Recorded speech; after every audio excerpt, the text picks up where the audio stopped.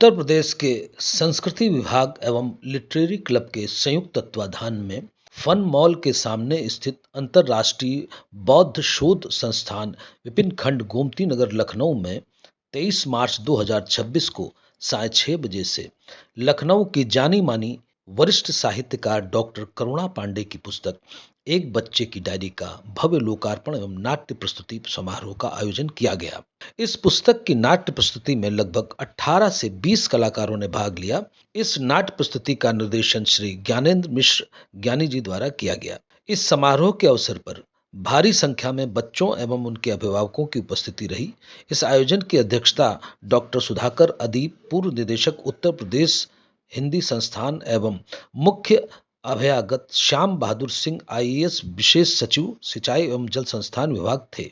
अन्य अतिथियों में पद्म श्री डॉक्टर विद्या बिंदु सिंह जी एवं श्री आत्म प्रकाश मिश्र विशिष्ट अतिथि के रूप में उपस्थित थे।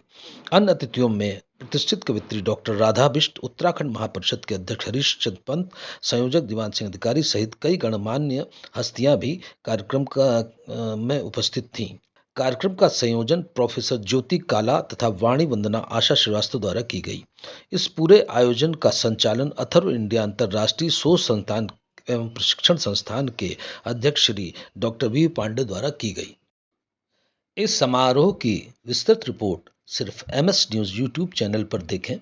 हम आज MS न्यूज चैनल की ओर से एक बच्चे की डायरी कार्यक्रम के अंतर्गत अंतर्राष्ट्रीय बौद्ध सभागार गोमती नगर में पहुंचे हुए हैं और हमारे सामने आप जो डायरेक्टर हैं ज्ञानेश्वर मिश्र जी ज्ञानी जी, आप इस संदर्भ में कुछ हमें बताएंगे कि आज क्या है? ये आज 2 कार्यक्रम हैं।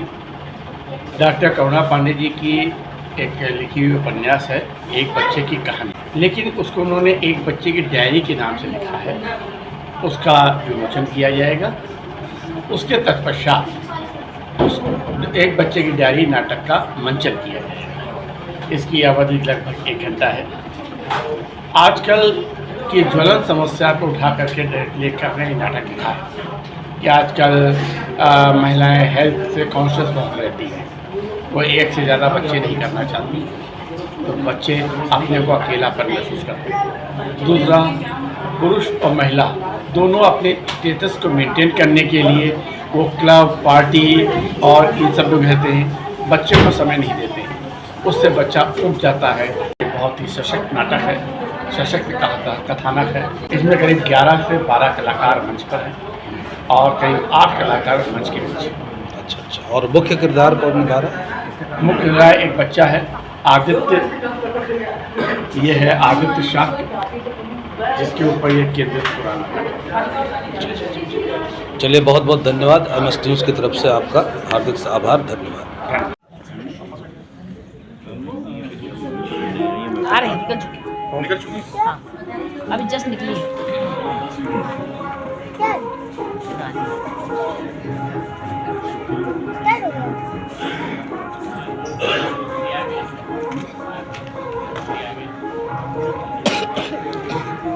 स्टार्ट हो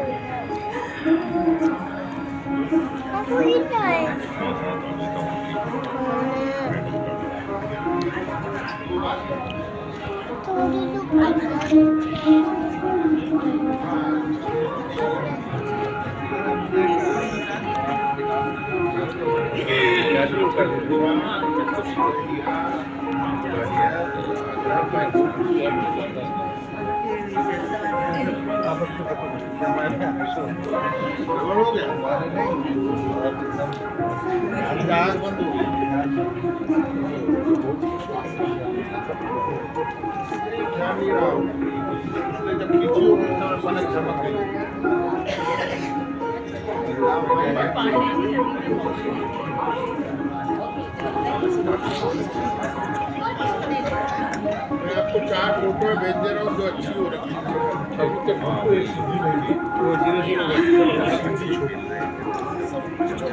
हमें ऐसे कहीं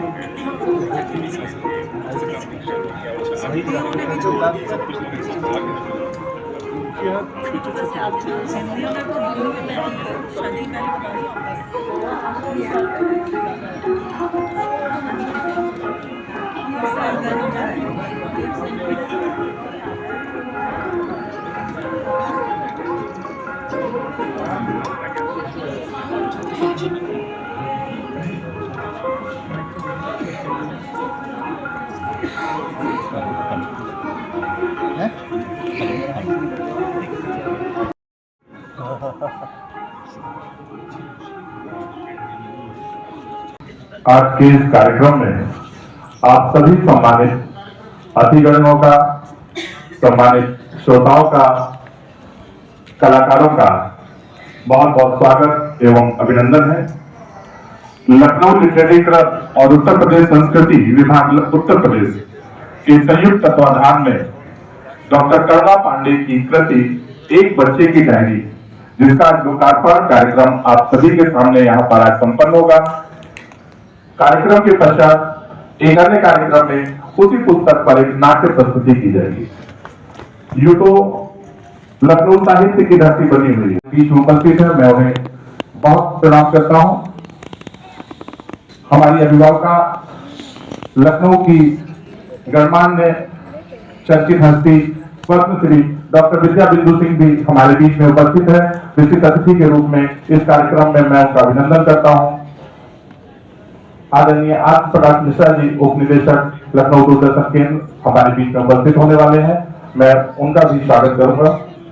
आदरणीय आशा जी, जो इस कार्यक्रम में वाणी वंदना प्रस्तुत करेंगी, मैं उनका भी स्वागत और अभिनंदन करता हूं। आज के इस कार्यक्रम में अथर मीडिया अंतरराष्ट्रीय शोध संस्थान की निदेशिका आनिशा कुमारी, रमा अग्रवाल जी, अंजना मिश्रा जी, ज्योति काला जी, डॉक्टर ज्योति जोशी जी, आशुतोष जी, श्री महेंद्र भीष्म जी, श्री दयानंद पांडे जी, माधव जी, अलका प्रमोद जी, नीलम राकेश जी, डॉक्टर मधु चतुर्वेदी जी, इला सिंह जी, मनोरमा श्रीवास्तव जी, सुषमा श्रीवास्तव जी, दीवान सिंह अधिकारी जी, आप सभी का बहुत बहुत स्वागत एवं अभिनंदन। आज डॉक्टर करुणा पांडे जी की कृति एक बच्चे की डायरी के लोकार्पण एवं नाट्य प्रस्तुति समारोह में हमारे बीच में श्री डॉक्टर बीबी पांडे जी हैं।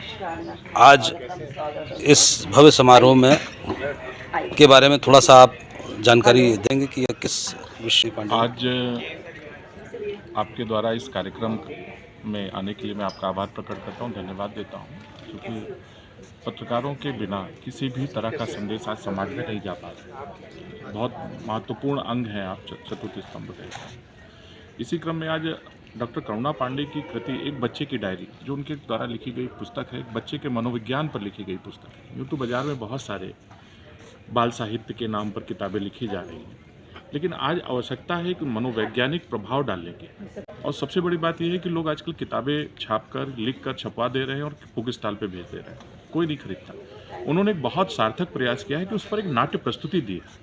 आप अथर्व इंडिया अंतर्राष्ट्रीय शोध संस्थान के अध्यक्ष भी हैं, और साहित्य के बारे में और क्या इस समय आवश्यकता है, किन चीज़ों की कमी आप महसूस करते हैं?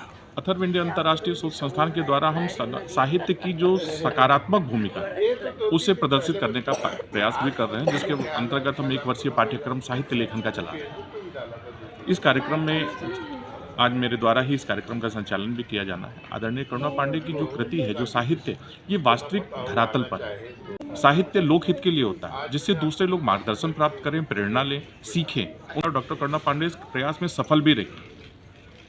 बहुत बहुत धन्यवाद बीबी पांडे जी, डॉक्टर बीबी पांडे जी। MS न्यूज़ की ओर से आपका बहुत बहुत आभार।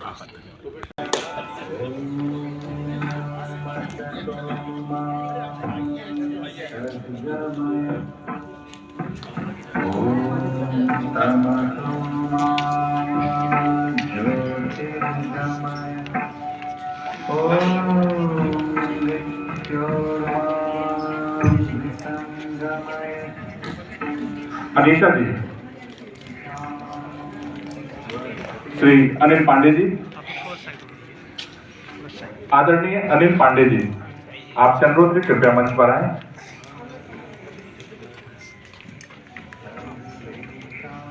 मोबाइल राजकुमार सबको साइन कर दो। दीप प्रज्वलित हो रहा है। आप सभी अपने अंतःमन में मां सरस्वती को विराजमान करें और अंतर प्रार्थना करें। आदरणीय आशा श्रीवास्तव जी अपने मुखार बिंदु से करुणा पांडे जी द्वारा लिखित वाणी वंदना आप सभी के सामने प्रस्तुत करेंगे।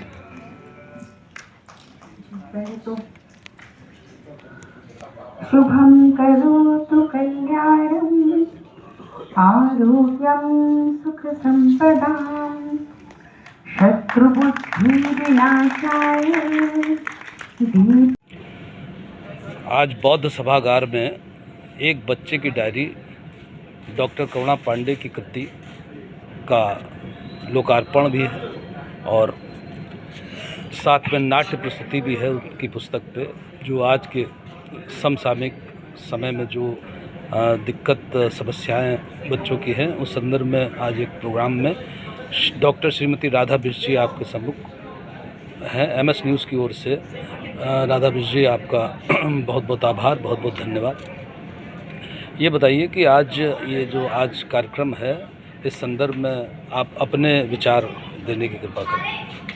ये अंतर्राष्ट्रीय बौद्ध संस्थान में कार्यक्रम हो रहा है। करुणा पांडे की पुस्तक का विमोचन भी होगा और उसी पर आधारित यहाँ पर नाट्य का मंचन होगा और जिसमें ये बताया गया है कि वर्तमान में बच्चों की क्या स्थिति है, उनका बचपना है और जो बहुत ही ऊंचे ओहदे के लोग हैं उनकी मानसिकता क्या है बच्चों के प्रति, और छोटे वर्ग के अगर हैं वो उनके बच्चों के प्रति क्या मानसिकता है।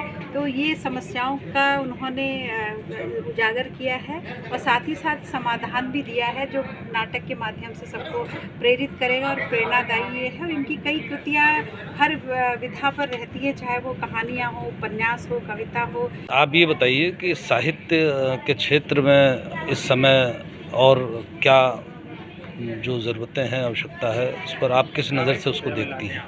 साहित्य के क्षेत्र में किताबों में पठन पाठन बहुत कम हो गया है, तो उसको बढ़ाने का एक बहुत अच्छा माध्यम है। हम परिचर्चाएं कराएं, गोष्ठी कराएं, नाटक कराएं और बच्चों को इसमें शामिल करें और युवाओं को शामिल करें, तो जिससे कि आज जो पढ़ने की प्रवृत्ति लोगों की कम हो गई है तो उसमें रुचि बढ़े और आगे हमारे साहित्य को पढ़ें और संस्कृति को समझें। बहुत बहुत धन्यवाद डॉक्टर राधा बिष्ट जी। MS न्यूज़ की ओर से आपका बहुत बहुत आभार।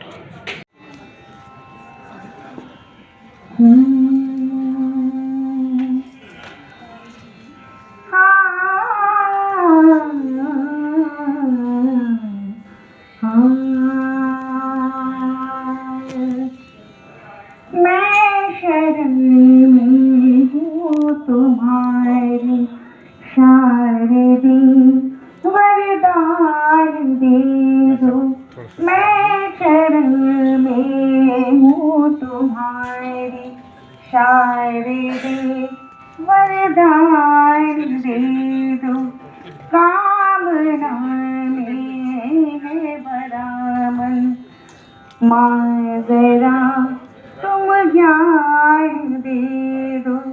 कामना से है भरा मन, माँ जरा तुम ज्ञान दे दो।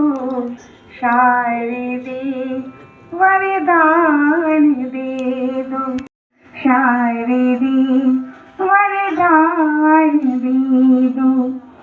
काव्य के आकाश को मैं छू सके ना आज तक, काव्य के आकाश को मैं छू सके ना आज तक। छंद की गहराइयों से अज्ञान हूँ मैं आज तक। गीत गजलों में तुम्हें मैं गा सकूं, स्वरदान दे दो। मैं शरण में हूँ तुम्हारी, शारदी वरदान दे दो। कामना से है भरा मन, माँ जरा तुम ज्ञान दे दो। शारदी वरदान दे दो, शारदी वरदान दे दो।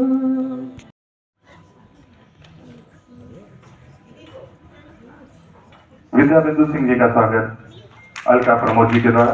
फोटोग्राफ लेते रहे आप सभी। आशा श्रीवास्तव जी जिन्होंने अभी वाणी वंदना की थी, उन्हें मंच पर मैं आमंत्रित करता हूं।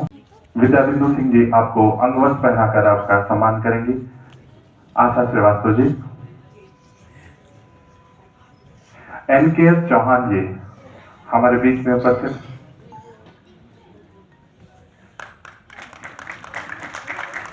आदरणीय दयानंद पांडे जी, आपका स्वागत अनिल पांडे जी और ज्योति काला जी के द्वारा होगा। आदरणीय ज्योति काला जी वरिष्ठ साहित्यकार, अपनी कलम से अपनी पहचान बनाने वाले पत्रकार और साहित्य के जगत में जिनका बहुत बड़ा स्थान है, मैं उन्हें बहुत बहुत स्वागत और अभिनंदन देता हूं।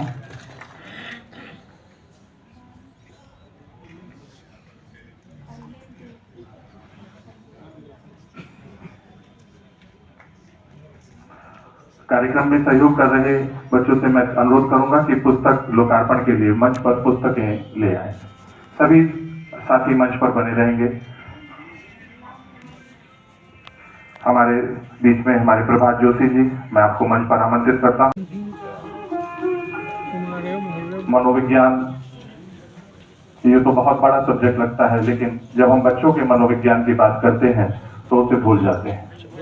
लेकिन इस पुस्तक के माध्यम से डॉक्टर करुणा पांडे ने बच्चों के उस विषय को समाज के सामने लाने का प्रयास किया है जिसको अगाहे बगाहे हम भूलते रहते हैं। यह पुस्तक लोकार्पित हो रही है। बच्चे पीछे आ जाएं, पीछे आ जाए। हाँ, बहुत बढ़िया।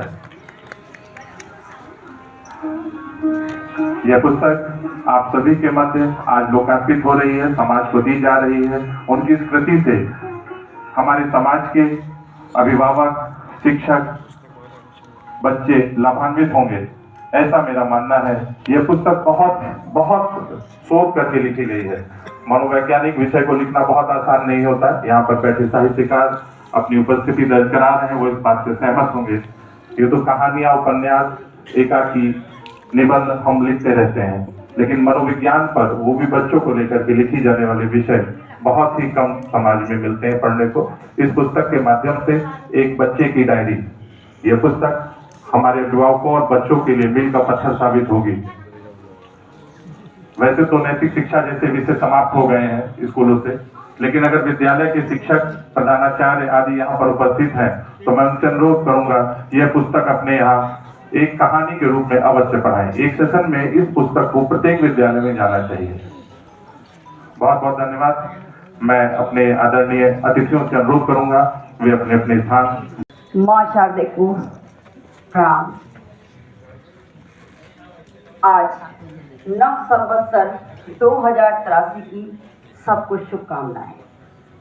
चैत नवरात्र की पंचमी तिथि के दिन मेरी पुस्तक एक बच्चे की डायरी का आप सभी विद्वज्जनों के मध्य लोकार्पित होना मेरे लिए बहुत सौभाग्य और गौरव की बात है।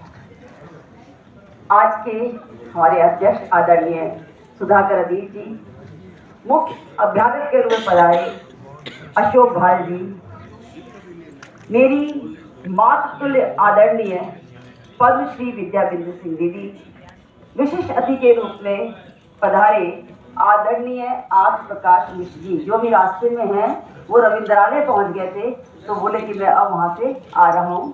आप सभी आदरणीय दयानंद जी, महेंद्र भीष्म जी और शांत जी, सभी लोग, किस किस का नाम लूं, क्योंकि मेरे सभी अपने आदमी हैं। इसलिए सिया राम मैं सब जग जानी, करहूं प्रणाम जोरी जुग पानी। इस भाव को मन में आत्मसात करते हुए आप सभी के अंदर विराजमान राम तत्व को प्रणाम करती हूँ। आज इस मौके पर अत्यंत उदार और विद्वान शख्स आदरणीय डॉक्टर शंभुनाथ जी को इस मन से नमन करते हुए मैं अपने श्रद्धा सुमन अर्पित करती हूँ, जिनके सानिध्य में मैंने बहुत कुछ सीखा और इस पुस्तक को लिखते समय उनके साथ बहुत सी बातों पर विमर्श हुआ। मैं इसको लिखने में हिचक रही थी, पर आदरणीय शंभुनाथ सर जी ने कहा कि तुमने हमेशा कुछ अलग लिखा है, इस पर भी लेख नहीं चलाओ, और ये तो आज की जरूरत है। और उनकी प्रेरणा से ये कृति आपके सामने मैं ला सकी। इस पुस्तक में मुझे आदरणीय शंभुनाथ जी का आशीर्वाद भी मिला है, जो मेरी दृष्टि शीर्षक से इस पुस्तक में समाहित है। सबसे पहले मैं आप सबका आभार व्यक्त करती हूँ कि इस लोकार्पण के अवसर पर आपकी उपस्थिति ने कार्यक्रम को विशेष बना दिया। ये पुस्तक मेरे लिए केवल एक रचना नहीं है, एक अनुभव है, एक संवेदना है और एक सवाल भी है जो हम सबसे जवाब चाहता है। बचपन जीवन का सबसे प्यारा और महत्वपूर्ण समय होता है और आज वही उपेक्षित हो रहा है। एक बच्चे की दुनिया है। ये पुस्तक हमें उस दुनिया में ले जाती है जहाँ मासूमियत है, सवाल है, डर है, मन के संघर्ष है और अनकही बातें हैं। आदरणीय दोस्तों, ये पुस्तक जिसका आज लोकार्पण के रूप में आपके सामने मंचित होगी, मुझे लगता है कि ये किसी एक घर की कहानी नहीं है। यह उन सभी घरों की कहानी है जहां झरोखे तो हैं पर संवाद नहीं है। आज का बच्चा बहुत कुछ पा रहा है, सुविधाएं, अवसर, आधुनिकता की वस्तुएं, लेकिन कहीं न कहीं वह खो भी रहा है। उसे नहीं मिल रहा है अपने माँ बाप का समय, उनका स्पर्श, उनकी संवेदना, स्नेह और संवाद। एक बच्चे की डायरी सिर्फ एक नाटक या पुस्तक नहीं है, एक आईना है। हो सकता है इस आईने में आपको अपना घर दिख जाए या किसी मित्र या संबंधी का घर दिख जाए। कभी कभी बच्चे रोते नहीं हैं, जिद नहीं करते हैं, बस चुप हो जाते हैं। बहुत लंबी होती हैं, इसलिए बचपन को समय दीजिए, क्योंकि वही कल की सबसे खूबसूरत स्मृति बनता है। धन्यवाद, बहुत बहुत आभार। ये कहानी एक बच्चे की नहीं, एक समय की है जहाँ घर बड़े हो गए और दिल छोटे।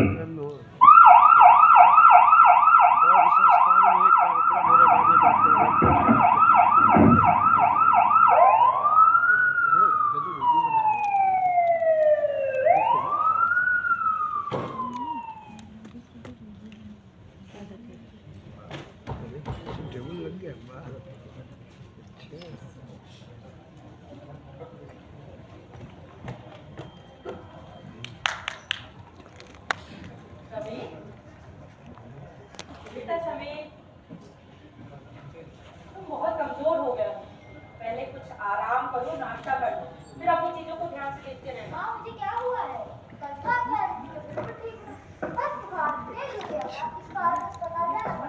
हाँ, बिल्कुल ठीक हो बेटा। मेरे कहने का मतलब ये है कि पहले तो थोड़ा आराम कर लो और कुछ नाश्ता करो, उसके बाद अपनी चीजों को देखते रहना। ठीक है माँ, आप बताइए, क्या आपने मेरे कमरे को ठीक किया है? मेरी सारी चीजें, अलमारी वगैरह आपने साफ किए हैं? हाँ बेटा, सब बहुत अस्त व्यस्त हो रहा था, इसलिए थोड़ा करीने से लगा दिया। चुप, कोई खास बात है क्या? नहीं माँ, मेरी एक डायरी की उपमा मिल नहीं रही है। डायरी? क्या था डायरी में? माँ, वो मेरी दोस्त थी, मुझसे बहुत प्यार करता है, वो भी मुझसे बहुत प्यार करता है। अच्छा, हम दोनों दूसरे से बातें किया करते। कहाँ है? मुझे चाहिए। अच्छा, वो यही कहीं होगी। ऐसा करो, तुम पहले आराम करो, नाश्ता करो, ठीक है? मैं तुम्हें ढूंढ कर देती हूँ, कहीं ना कोई होगी, मिल ही जाएगी बेटा। हाँ, मुझे डायरी चाहिए तो चाहिए, बस। समीर, समीर,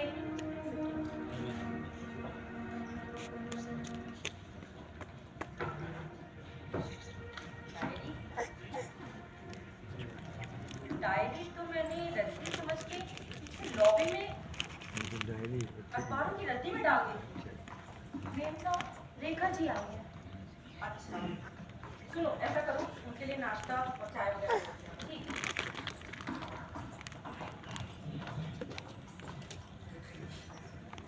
कुछ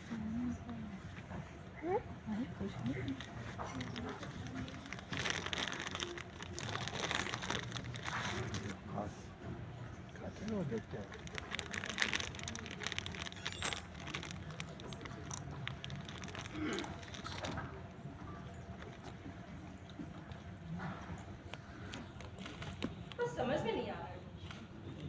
ये डायरी मैं समीर को दूं या ना दूं?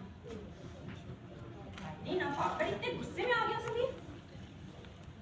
क्या है इस डायरी में? इससे पूछो, किससे सलाह लूं? हाँ, रेखा इस समस्या को समझकर इसका समाधान बता सकती है। अच्छा हुआ रेखा तू आ गई। कैसी है सभी की तबीयत? अच्छा हुआ मैं तुझे फोन करने वाली थी रेखा। अब वो ठीक है। संभालो अपने आप को। बच्चे भावुकता में कभी कभी ऐसा कदम उठा लेते हैं। ऐसे मत रो। ऐसे रोगी तो तुम्हारी तबीयत और खराब हो जाएगी। अब तो तुम्हें सभी का और भी ख्याल रखना है।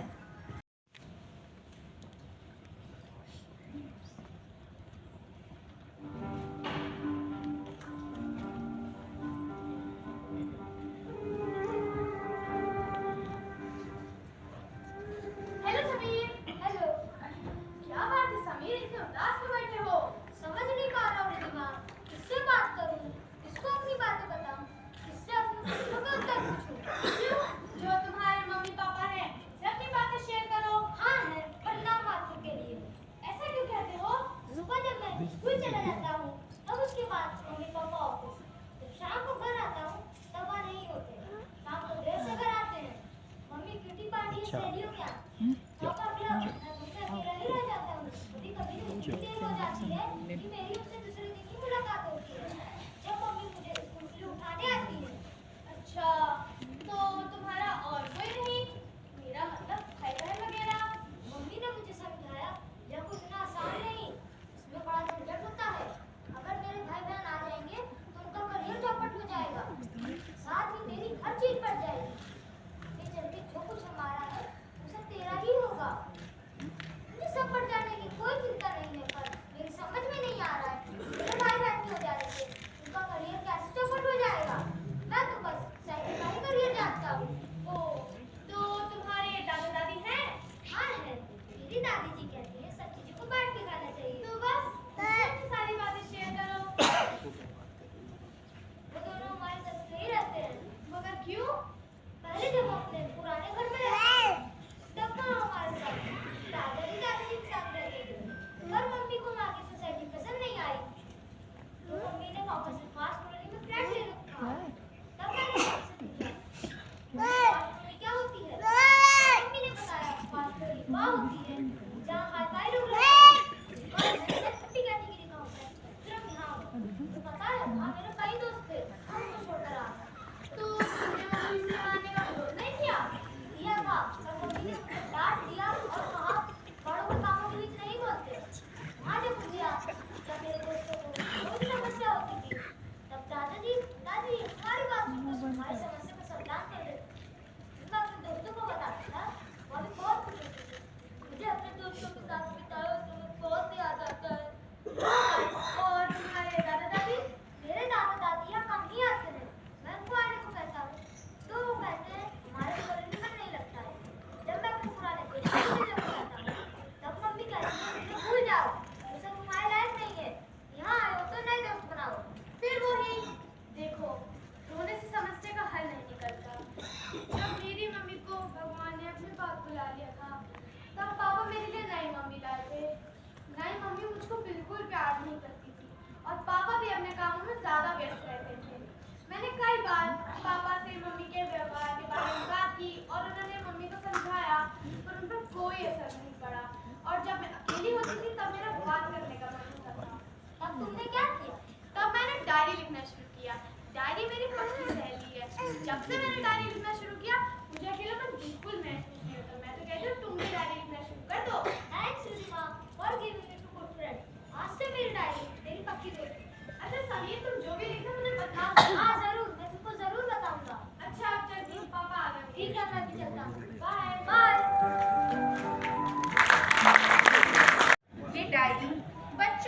की गुफा में ध्वनित होती उन संवेदनाओं का पिटारा है जिसे हम लोग समझ नहीं पाते।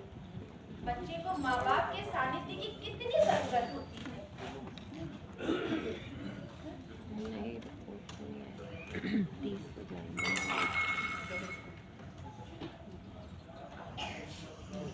क्या सिर्फ आवाजों का ही वजन होता है?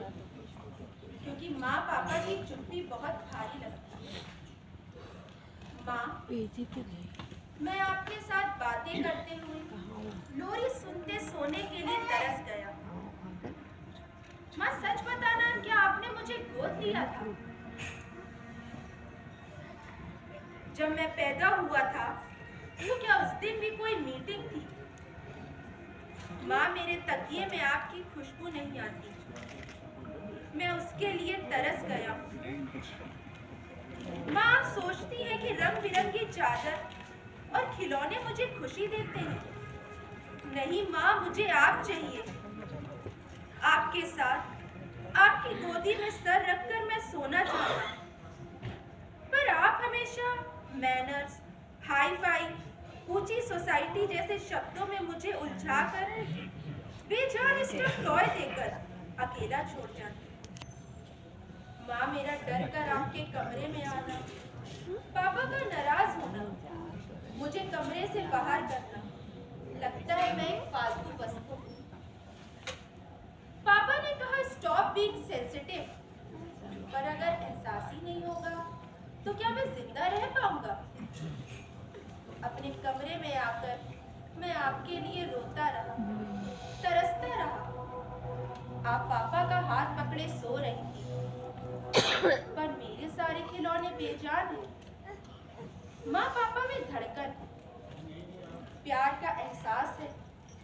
करवटें बदल कर आपको चादर से ढकते हैं। पर माँ, आपने जो खिलौने दिए हैं वो ये सब नहीं करते। आप ये सब नहीं समझ पाते। पापा भी आपकी तरह निष्ठुर। इस छोटे से पैराग्राफ में बाल मन की पीड़ा, मानवीय आवश्यकताओं की झांकी है। एक बच्चे का मन बहुत कोमल होता है, उसके अनुभव बहुत अपरिपक्व होते हैं, इसलिए जरा सी भी ठेस उसके मन और व्यक्तित्व को बहुत प्रभावित करती है। आजकल रियल लाइफ से ज्यादा रील लाइफ सब अपना रहे हैं। बच्चा एक जिम्मेदारी है, आपका भविष्य है, उसके लिए अपने वजूद है, उसके संवेग है, लक्ष्य है, उस पर अपनी इच्छाएं मत थोपिए। जब उसकी दोष खुशबू कहती है कि उसकी माँ के सरदर्द होने पे उसने अपनी माँ के सरदर्द की मालिश की, तो उसकी बात सुनकर वो बहुत प्रभावित होती है। और वो कहती है कि मेरे कहने पर मेरी माँ ने नौकरी छोड़ दी, तो समीर सोचता है कि वो भी अपनी माँ से जिद करके नौकरी छोड़ने के लिए कहेगा, तो उसकी माँ भी उसकी बात जरूर मानेगी। इसलिए वो माँ के पास जाता है। से पहुंचाने के लिए इस कार्यक्रम के अध्यक्ष आदरणीय सुधाकर दीप जी, डॉक्टर सुधाकर दीप, पूर्व निदेशक उत्तर प्रदेश हिंदी संस्थान हमारे बीच में है। मैं बड़े आदर और सत्कार के साथ आपको मंच पर आमंत्रित। साथ साथ उनका व्यक्तित्व बहुआयामी है। शिक्षा और समाज और साहित्य और साथ साथ अभिनय में भी उनका दखल है। और यह देख के बहुत प्रसन्नता होती है। बोलना बहुत कुछ चाहता था, समय कम है और बहुत